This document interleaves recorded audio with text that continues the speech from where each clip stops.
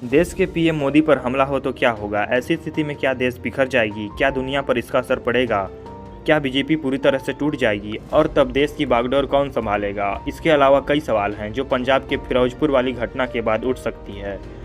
इन्हीं सवालों के जवाब जानने के लिए आप बने रहिए अंत तक। एक सर्वे में बीजेपी के सबसे चर्चित नेता, बीजेपी की सबसे मजबूत कार्यकर्ता, किसी भी फैसले को निडर रूप से लेने और उसे पूरी तरीके से निभाने वाले भारत के प्रधानमंत्री नरेंद्र मोदी, जिन्होंने 7 साल से अधिक समय तक देश की सत्ता संभाली हुई है। पाकिस्तान पर सर्जिकल स्ट्राइक का फैसला हो, जम्मू कश्मीर से 370 हटाना हो या फिर 3 तलाक का फैसला हो, जिसे देखते हुए कहा जाता है पीएम मोदी हमेशा से आतंकियों के निशाने पर रहते हैं। पहले जब पीएम मोदी गुजरात के सीएम के तौर पर सत्ता में थे, तब भी उन पर जानलेवा हमलों की खबरें भी सामने आई है। हालांकि कहा जाता है कि तब आतंकियों के मंसूबे पूरे होते उससे पहले गुजरात के अहमदाबाद पुलिस ने उनका एनकाउंटर कर दिया। लेकिन जब आज एक राज्य नहीं बल्कि पूरे देश की बागडोर उसके हाथ में है, ऐसे में अगर देश के पीएम के साथ कुछ भी हो जाता है तो पूरे देश की हालात बिगड़ जाएंगे। ठीक उसी तरह साल 1984 में तत्कालीन पीएम इंदिरा गांधी की हत्या के बाद हुआ था। पूर्व प्रधानमंत्री इंदिरा गांधी को उसके सिख बॉडीगार्ड द्वारा मारा गया था। इसलिए देश की जनता सिख कम्युनिटी से खासा नाराज भी रही।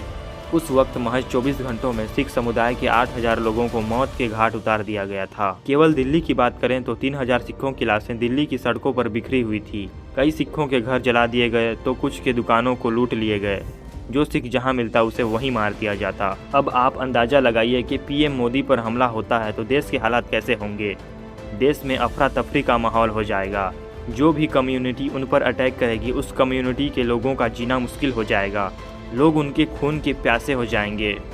वहीं रूल्स की बात करें तो भारत के किसी भी पीएम के सत्ता पर रहते मौत हो जाती है तो सबसे पहले मंत्री परिषद को रद्द कर दिया जाता है और उप प्रधानमंत्री को प्रधानमंत्री बना दिया जाता है। अगर देश के पीएम के साथ कुछ अनहोनी होती है तो उसके पार्टी को अपने किसी सीनियर लीडर को ही पीएम के रूप में चुनना पड़ेगा। चुना गया पीएम लोकसभा में अपना बहुमत साबित करेगा। अगर वो ऐसा नहीं कर पाया तब पीएम के चुनाव के लिए आम चुनाव की प्रक्रिया का रास्ता अपनाना होगा।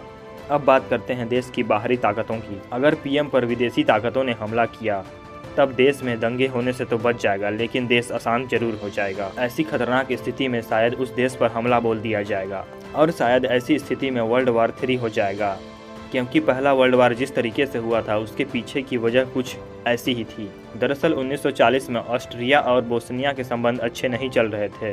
बोस्निया के लोग ऑस्ट्रिया को पसंद नहीं करते थे। उसी दौरान ऑस्ट्रिया के उत्तराधिकारी आर्च ड्यूक फर्डिनेंड बोस्निया गए थे और उन्हें छोटी सी बात पर गोली मार दिया गया। फिर ऑस्ट्रिया और जर्मनी के साथ मिलकर बोस्निया के खिलाफ वार छेड़ दिया गया था, जिसके बाद रूस ने अपनी सेना इकट्ठा करना शुरू कर दिया। ऐसा करते देख रूस के दुश्मन जर्मनी ने उसके खिलाफ वॉर डिक्लेयर करना शुरू कर दिया। फिर फ्रांस भी इस वॉर में कूद पड़ा। देखते ही देखते कई देश आपस में भिड़ गए। ऐसे में अगर पीएम मोदी को कुछ हो जाता है तब तीसरा वर्ल्ड वार होने की चांसेस हो सकते हैं।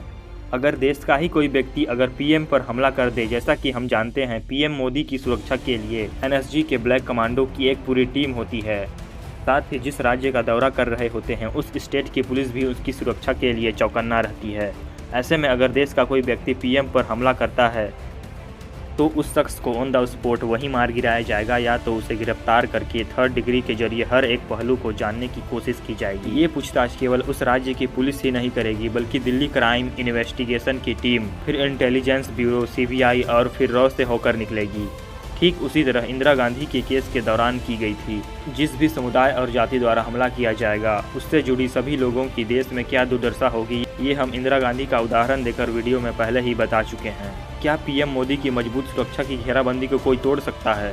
निसंदेह नहीं। वीडियो देखने के लिए धन्यवाद। मिलते हैं अगली वीडियो में।